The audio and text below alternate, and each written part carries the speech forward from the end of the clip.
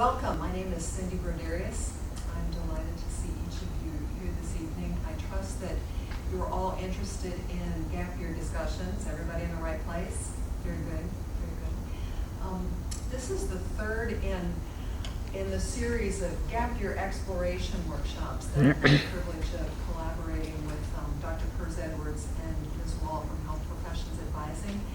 We've come together to try to put together some workshops that provide a little foundation for students who are interested in exploring taking a year or more between undergrad and professional school, whatever that might be. So tonight we're going to talk about tips for crafting your gap year experience. I know that for some individuals, thinking about that time between undergrad and professional school can seem like a blank canvas, and thinking about what kinds of options you'd like to put on there. So hopefully tonight's presentation will give you some ideas to think about, at least start the dialogue, and give you some traction as you begin to develop ideas for yourself. I like to know who I'm talking with. I know that there are a couple of juniors here in front. Are there any seniors here this evening? Juniors. Okay. Looks like it's a unanimous junior group. Sophomores? Sophomore, okay, welcome. And no first years, right? Okay. There was a couple of first years at the Gap Year Alumni Panel discussion a few weeks ago. But anyway, so this evening, we're going to touch on a variety of topics. Why take a gap year? What factors might you want to think about? What are some of the options? Where can I find resources to identify options? It doesn't help if you have decided on options you'd like to pursue if you don't have resources to help you think more about that. The quintessential question that I have fielded in my spacious cubicle over at the Career Center is, what have other Duke students done? I know Bobby was at the Gap Year Alumni discussion panel a few weeks ago. Did anybody else have an opportunity to attend that? We brought in some current first-year med students at Duke who had all taken gap years just to discuss what their experience had been like. So we're going to talk about some Duke alums and what their particular gap year experiences look like. Is there a timeline for planning? Do I need to be paying attention to particular things to make sure I don't get left out?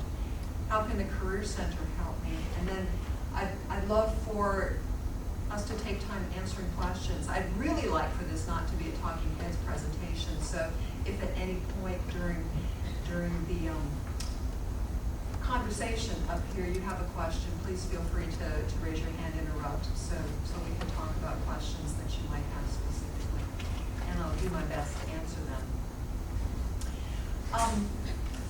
I wanted to share these statistics that Dr. Kurz Edwards had shared at the panel discussion a few weeks ago, just in terms of, are many people doing gap year experiences? And she got information such that indicating that 51% of the applicants in the 2012 class at Duke Medical School had indeed taken gap years. They were seniors or alums, so that would suggest that that many individuals had at least one or more years prior to starting med school.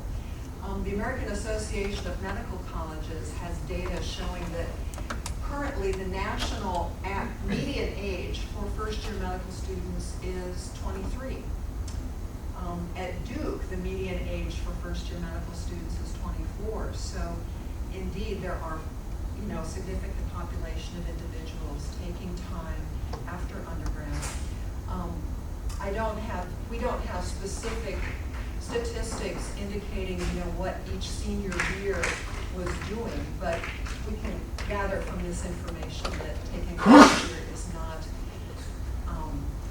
an unusual option. I know that sometimes students have talked with me about their parents having gone to medical school and can't understand the concept of taking a gap year. Well, we just went right on after we finished our undergrad, and that really was the way that it had been in previous generations. But the trend is changing. I had also been in attendance at a session that was led by Dr. Sondenheimer from the AAMC a couple of months ago, and he was talking about very various things associated with MCAT 2015 and competency-based selection processes. Now, one of his comments that I wrote down on the margin of my notes and circled was med schools love gap years. So it's not an unusual thing to think about. It can be a very valuable and formative time, to pursue something that might strengthen your application or help you further define your passion and your intent for professional school. So, reasons that people might want to take a gap year. One of the most obvious is that it allows you to focus on your entire 4 years of college experience, giving you an opportunity to engage in additional experiential opportunities, shadowing, getting more clinical experience, community service, to really test the waters of being a provider. Also allows for your entire 4 years of classes to be showing up on your transcript. It also gives you a little more space to include some classes in your curriculum that you might not feel you have the time to do if you're looking to go right from undergrad into medical school. So that's a reason that some people choose to take a year or more. You may be in a position where you feel that there's need to strengthen your application, and we'll talk a little bit more about what that might look like, many different opportunities. You might be interested in confirming the fact that you do indeed want to go onto medical school or veterinarian school or becoming a physician assistant. You might want to develop or strengthen particular skills. If you are someone who is really, really keen on working with the adolescent population, perhaps you want to invest in time teaching in a high school, one of the myriad of 1- and 2-year teaching opportunities that you might take part in. So it might be an opportunity to develop a particular area of your growth as a professional. You might simply want to try something new. You've been a student in a rigorous program for 4 years. You might want to try something completely different that will still build you as a candidate for the professional school that you want to apply to. You might want to take a break. I was talking with several students about the fact that undergrad's been hard. I've been a student. I'm really tired of that. I'd really love to take a break because I might be in graduate school, professional school for 4 years, 6 years, 8 years, that type of thing. So having an opportunity to do something different, not being a student, is certainly a reason. You may be interested in traveling and meeting new people, immersing yourself in a different culture, developing a different worldview. All of those experiences might be something that contributes to your growth as a professional. So what might be some opportunities for strengthening application? Some individuals might be desirous of raising their science GPA or being more intentional about preparing for the MCAT, including that as part of their experience before they apply to medical school. Individuals might want to develop more opportunities for gaining additional clinical experience, community service, or shadowing.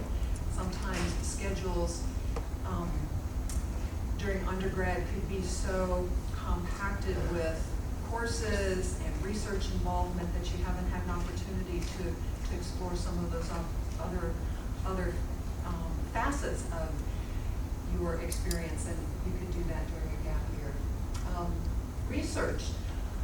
I attended an IGSP, Health Careers Exploration dinner a couple of weeks ago. It was a panel of a couple of med school faculty members and several current med students, and one individual, she's currently in the MD PhD track in med school here, but she took a couple of years to get involved in research because she was really wondering if she was interested in pursuing only the MD route, or if indeed she was looking for a combination of, providing both the clinical and the research aspects to medicine. You might not have had an opportunity to experience research during your undergrad years, so that could be another reason. Why do you want to be a doctor? Maybe you are pretty sure, but you still want some time to really solidify for yourself what's driving that. That's going to be something that you'll be communicating to the admissions people, so having additional time to really focus might be something that you want to consider.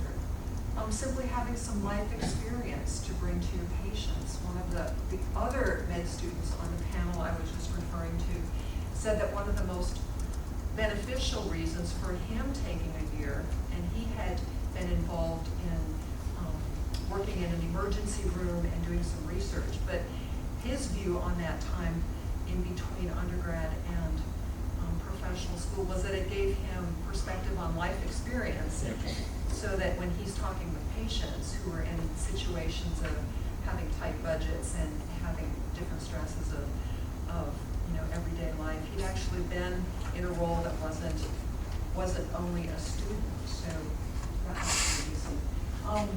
Developing a focus, a commitment to your path, acquiring more experience, really being able to identify in yourself what that passion is for pursuing professional school to fuel you once you get there, because it is likely going to be a very rigorous path. So, reasons for taking a gap year. What are some things that you might want to think about? You've got this blank canvas. How am I going to begin to think about that? One of the handouts that was up at the back is called 9 Domains for Crafting Your Gap Year Experience. I took the liberty of modifying one of the tools that we like to use at the Career Center. That tool is called 9 Domains to Find Your Fit, where we use that to help individuals think about different aspects of their life that can help make decisions about directions that you want to head. So I would really encourage you to take an opportunity to go through these different 9 sectors, if you will, things to think about, kind of give you some lenses as to identifying options, to identify things that might be of value to you.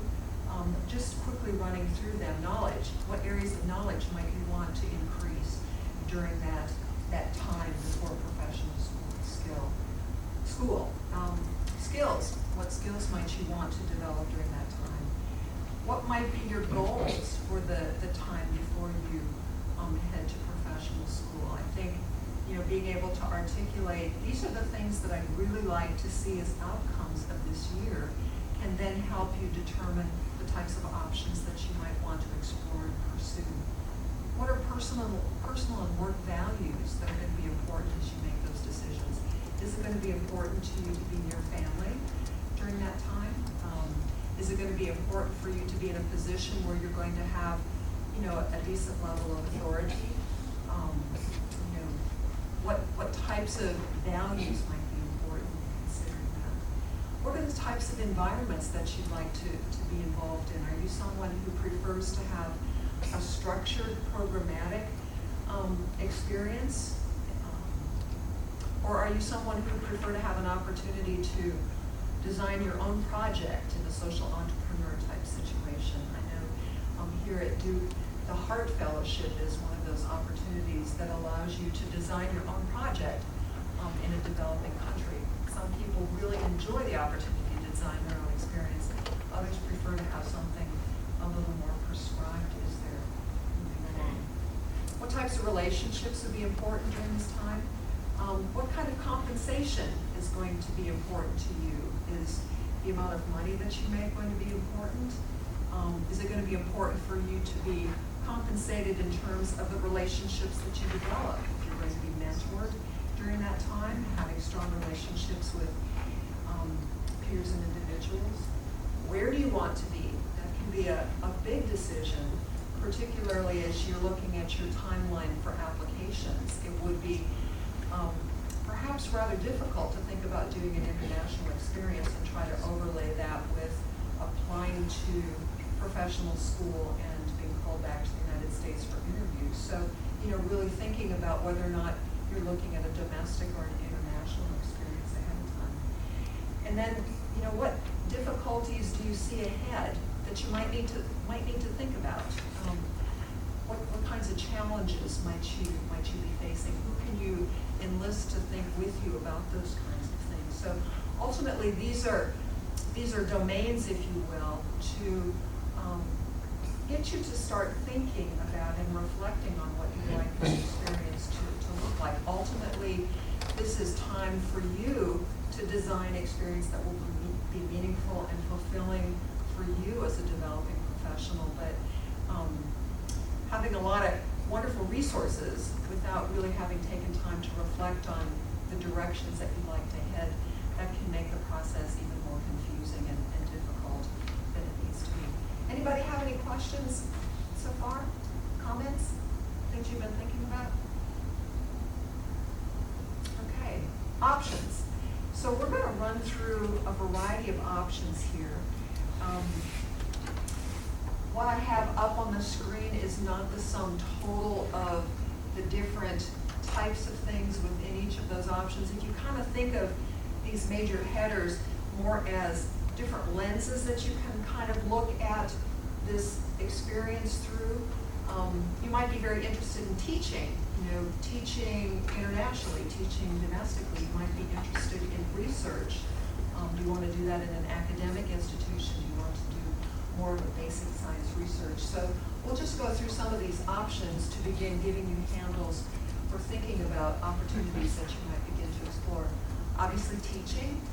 Some individuals have strong experience teaching through community service opportunities here, or volunteer tutoring. You might want to continue on with that during the gap year experience. There are a host of 1- and 2-year teaching opportunities that you might begin to explore. Teach for America is probably one of the most well-known and publicized ones on Duke's campus. That's a 2-year commitment. Something like Citizen Schools and City Year, that's a single year. There are a host of other opportunities that you can identify going to a database of postgraduate scholarships and fellowships that resides on the website for USIF, Office of Undergraduate Scholars and Fellows, and we'll talk a little bit more about that. I've provided the link to that website. You might want to teach in Japan. There's a Japanese English teaching program, so that's an option. Study. You might be looking at this time where your preparation before professional school includes some kind of academic involvement. Scholarships and fellowships, there are a wide variety of academic scholarships and fellowships available, particularly some of the more prestigious big ones like the Fulbright, the Rhodes, Marshall scholarships. It's important to know that the timeline for applying for those is before your senior year. In fact, there are information sessions for those scholarships and fellowships. Those scholarships, Fulbright, Marshall, Rhodes, another one, USIF is hosting information sessions for those next week. So if you're interested in considering something like the Fulbright, be sure to check the USIF website to get the information on when and where those information sessions are. If you subscribe to the listserv that I curate out of the Career Center, I included that information in the email that I sent out earlier. But yeah, those are timelines that you really need to pay attention to, because several of those awards require institutional nominations. So there's both the institutional application deadline and then the application deadline to the actual award. So it's really good to get a heads up about that sooner rather than later. Your study might include postback programs or unstructured record enhancement. What that refers to is some individuals are really interested in taking some additional courses to bolster their ability, to show their ability in handling upper level science courses. And you might take classes at a state college or university in your home state to not be quite as expensive as a postback program. I wanted to talk just briefly about postbacks. There are two major types of those. The career changer programs would be for individuals who perhaps late in their college career decided that they wanted to head to medical school or dental school and had not been taking all of the pre-health requirements along the way. Those programs are a year of very intense science backgrounds designed specifically for that population.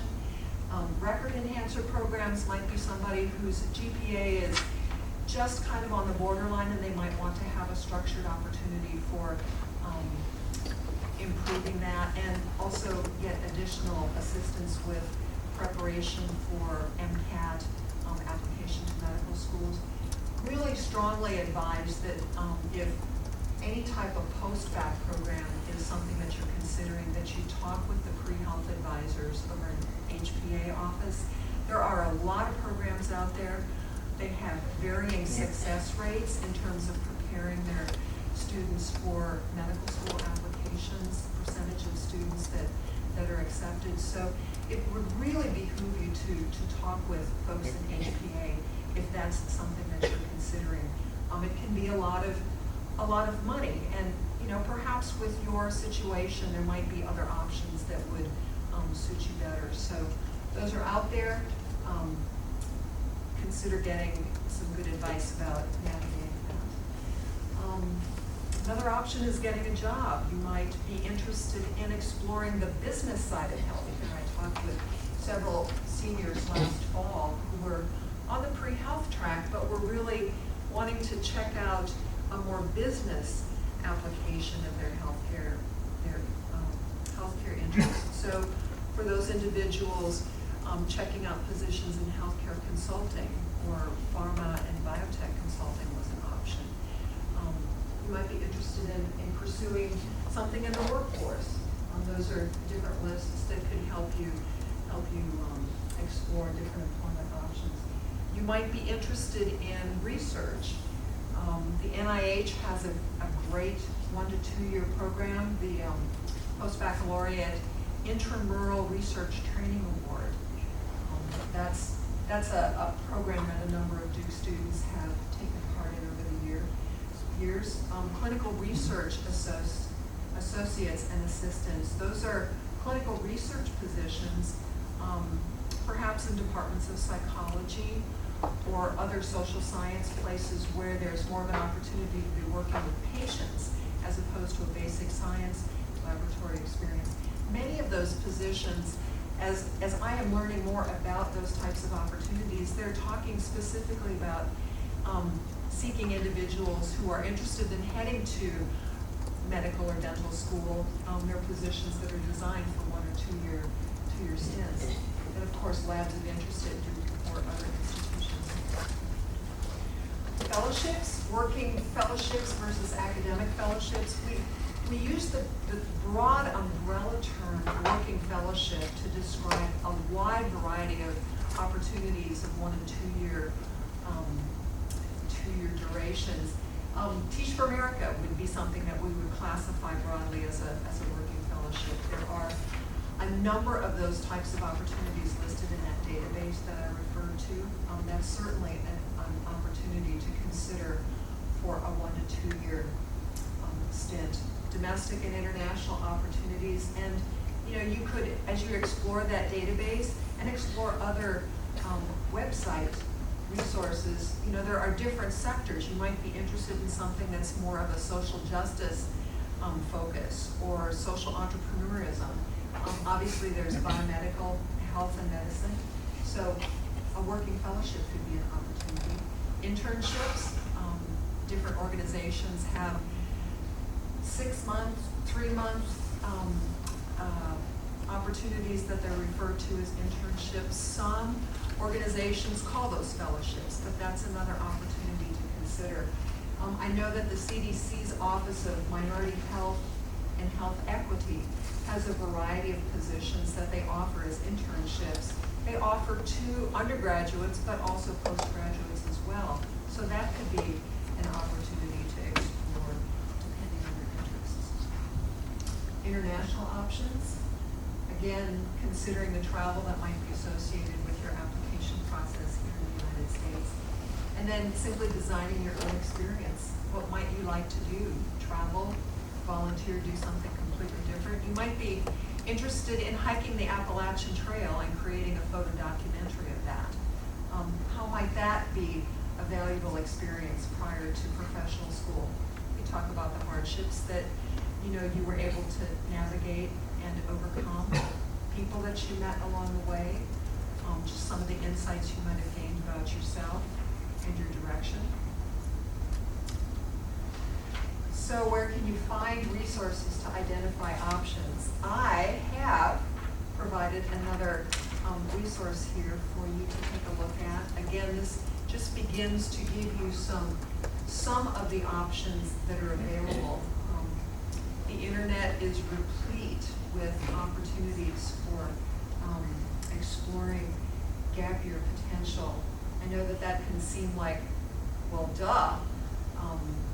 But I think I've discovered some really amazing opportunities by doing creative Google searches. So, you know, if you haven't found that type of opportunity from the myriad of resources that are listed here, you know, certainly going out and being creative in some of your Google searches can help you identify things. People resources, talking with professors, your board of advisors, who are those individuals that you really seek counsel and guidance for various decisions. The Career Center website can definitely be an internet resource for identifying various options. Job resources. Also remember that while you're still on campus here next year, some of the events that the Career Center sponsors would definitely be ways to check out different options. If you're interested, for example, in you know, a 1 or 2 year teaching opportunity, there are frequently representatives from Teach for America, Japan English teaching programs, City Year, Citizen Schools that are at career fairs. You could certainly have opportunity for face-to-face conversations with them. If you're interested in exploring healthcare consulting opportunities, there are a number of those firms that come to campus for information sessions. So keeping an eye on the calendar on the Career Center website for different types of information sessions might be a great resource. Just quickly taking a look at this handout. Yes, sir. So just like when like Career Center stuff happens, like when people are here like looking to hire people, don't they want to like hire people? Like I know some programs like 1 to 2 or 2 year programs, so like aren't a lot of places like they want to hire someone like a long term and only like stay for a year then leave. Well, I think that's something that you need to evaluate. You know, if you're going into that type of situation, you know, would you feel comfortable accepting a job and then turning around and leaving after a year? I talked with several pre-health students last year who med school is part of their goal, but they're going to work for advisory board in Washington, D.C. for a couple of years, or they're going to work with Putnam Associates for a couple of years. So, you know, I think you wouldn't want to, you know, indicate that as your intent during the interview process, but I think that would be part of your consideration. Right. You know, if that really was a place where you wanted to commit some time, it might be worth committing a couple of years to that. But I certainly wouldn't rule that out as an opportunity if that's something that you're interested in. Thanks, that's a good question. Other questions? Okay. Examples of websites to explore. I wanted to point out on here the Office for HPA web page, taking a year or more off. Definitely keep that in mind. They've got some great resources and things to think about as you're considering options for planning your gap year. So just running down the different options that we referred to earlier. Teach. Those 3 websites are just 3 of a very small number. I mean, a very large number of options available. Yes, in the back. At what point after you graduate, does like, I know like the Career Center and health advising will like help you like a year out after graduation. Is there like, say you wanted to take 2 gap years or 3, like could you come back 2 or 3 years later and be like, hey, I was a Duke student in 2014, will you help me out? Alumni can receive career services at the Career Center up to 4 years out. Okay. So. And what about like health professional advising?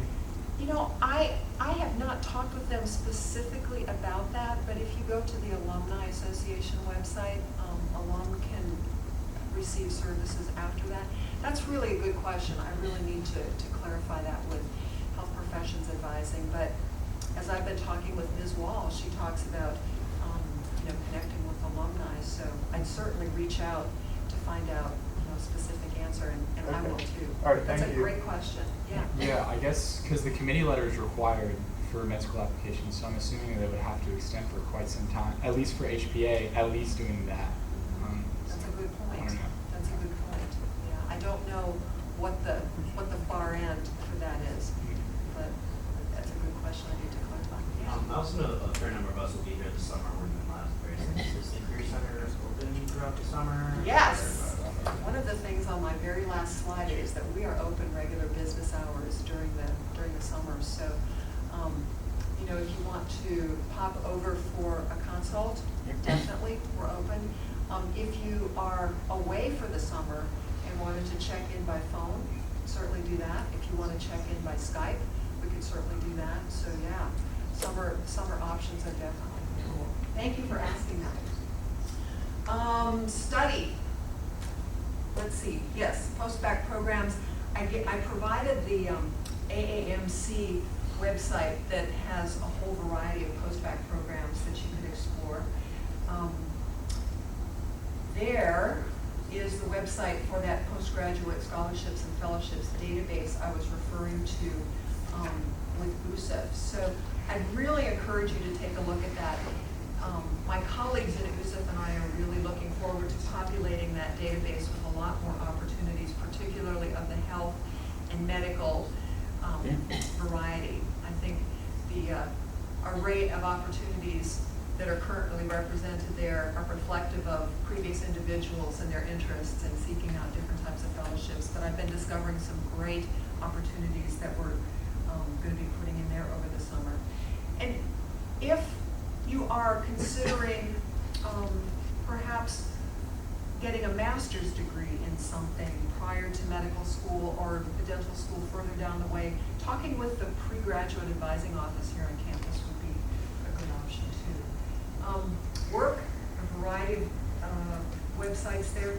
Duke List is a great resource to check for research positions on campus, other types of employment. Research, again, Duke List is a great opportunity. I've provided you with the website for the NIH Postback program there. If you're interested in that, they have a really great video that walks you through the application process. So I'd recommend investing a few minutes taking a look at that.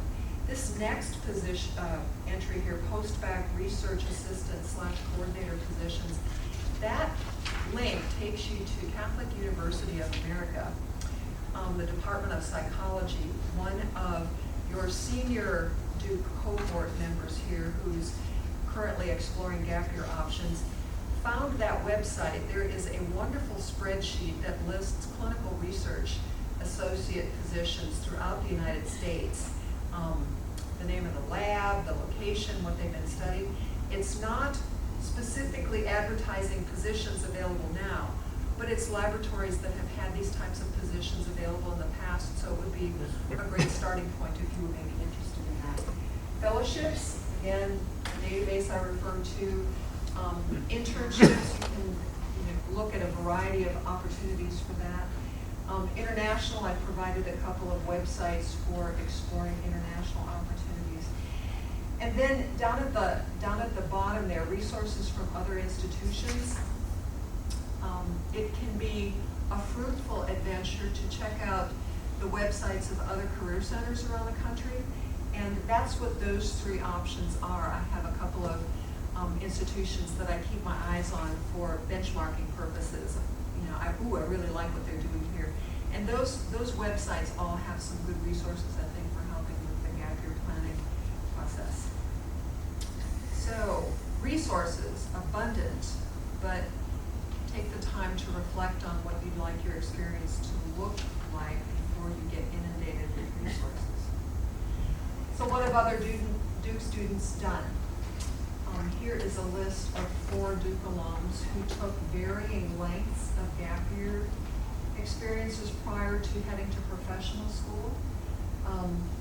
I think this is a particularly interesting story. This was Amber was a drama major here at Duke, and when she graduated, she went to the West Coast and was in theater for a number of years, and then decided that she wanted to pursue veterinary school, came back and graduated from vet school at State, and she's currently a veterinarian in the area here. But Amanda, she was one of the panelists at the discussion a couple of weeks ago. She had been vacillating between teaching and medicine, she said, throughout her entire career here at Duke. So she took a 2-year stint with Teach for America, and then actually came back and taught 2 years in the Durham Public Schools here. And it was during that time that she really solidified her desire to head to med school. That was really how she wanted to impact people rather than in the classroom. But again, medicine has a large teaching component to it. So you can see that what students do is many and varied. A friend of mine, when asked the question, what do Duke students do for gap year experiences, her immediate response was always anything and everything. So there's no set plan for what that needs to look like. Timeline for planning, I mentioned that earlier. It's definitely helpful to keep an eye on different types of opportunities that you might be interested in, so you aren't excluded from pursuing that because you've missed a deadline. We talked about the scholarships and fellowships. Many of those working fellowships that I referred to a moment ago have deadlines throughout the year. So if you're interested in some of those, it's a good idea to kind of get an idea for where those deadlines fall during the year. The clinical research positions that I was referring to a moment ago, those tend to start appearing late winter, early spring, with people transitioning out of other opportunities. So, you know, you might be interested, you might know that you're interested in something like that in October, but chances are those aren't going to be posted for a number of months yet. In that case, you might reach out to particular labs that you were interested in to see what the possibility might be. So, as this last bullet point states, explore options and make networking contacts early on to set yourself up for good opportunities. How can the Career Center assist me? We'd love to have conversations with you, working through those 9 domains. If you're, you know, having challenges really trying to decide on what direction to go. We can assist with resume, cover letter, personal statement documents. Next week, I'm going to be facilitating a workshop that talks more specifically about some of the nuts and bolts that might be associated with applying for some of these types of positions. But obviously, we're delighted to assist with those kinds of reviews. Mock interviews. I've done several mock interviews for individuals who were applying for Teach for America positions. So if you're applying for you know, a working fellowship or even another type of job, mock interviews at the Career Center is definitely an option. We do not do mock interviews for professional school interviews. Heather Stanford in HPA has been working with developing systems for helping students get practice with mock interviews for med school. But anything else, we would be delighted to assist you with that. Networking preparations. If you're interested in particular fellowships and you'd really love to have an opportunity to talk with somebody, we'd love to help you strategize about ways that you can connect with people to do that. Appointments, we have 30-minute counseling appointments, face-to-face, phone or Skype, as I was mentioning before, or during the academic year, we have 15-minute drop-in appointments at Smith Warehouse. Other times during the year, for example, during your senior year next year, we have different places on West Campus where we'll just shut up shop or drop in resume review, cover letter review. So please feel free to take advantage of that type of thing. We don't have the drop-in advising hours during the summer. That goes away when classes finish. So questions? Any other questions? You've asked great questions. Thank you very much. Yes, sir. I know a lot of this is broadly applicable across like all majors of study, but is there any consideration taken for those who are engineering backgrounds? come to see if they've done any specific like engineering fields related to that, or is it all just generally assembled data? Sorry, that was really vague, but. Try again. Engineering fields. Yeah, I mean, is there a section to see where people coming out of engineering at Duke have gone? Yep. Or is it For all? gap years. Yes. That's a good question.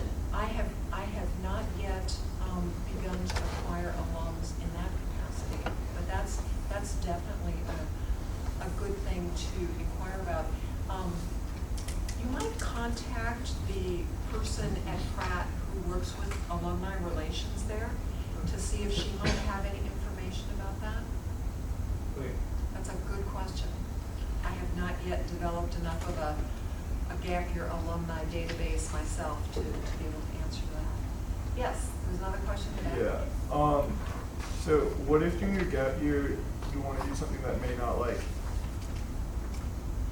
for example, that hiking through the Alps and doing photojournalism has no real relationship to med school, in that it's not medically related, it's not service, it's not anything that like you would think of when you're thinking like medicine, being a doctor, etc. Like even like a soft skill or a hard skill or even like the subject matter, it's just completely out there. It's completely different.